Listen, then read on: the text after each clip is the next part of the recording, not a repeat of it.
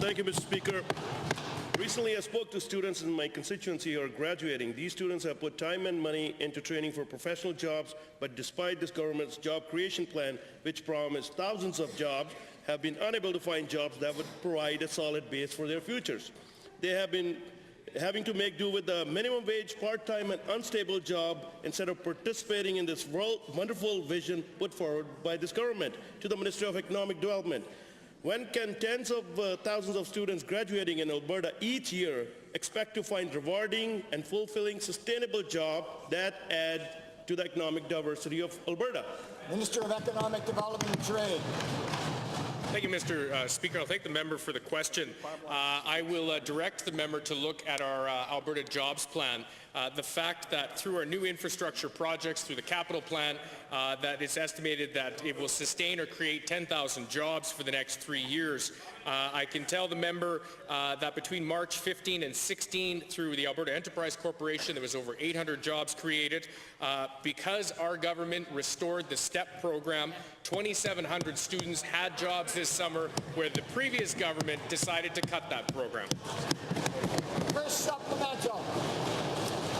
Given that there has been net loss of 5,000 jobs since the last October, which was when the government announced their first jobs plan, which has since been cancelled, and given that the Q2 update from the earlier this week shows that the revenue from income tax have declined, that indicates that these jobs pay less. The Albertans are being employed in marginal and part-time positions. These job creation plan, which promised to create 25,000 jobs, even if it's working, it's not building the right, bright future for Albertans.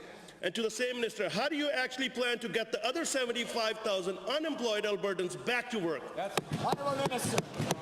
Thank you, Mr. Speaker. I'm going to let the honourable member in on a little secret that the price of oil has hit an all-time low and stayed there for a very long duration, which is having a significant impact on Alberta jobs and businesses. But what I can tell you, Mr. Speaker, is that our government is taking action. There are a number of initiatives, from increasing access to capital, supports for startup companies. We've also, as of January 1st, reducing the small business tax rate by 1/3. We are the second lowest jurisdiction in Canada.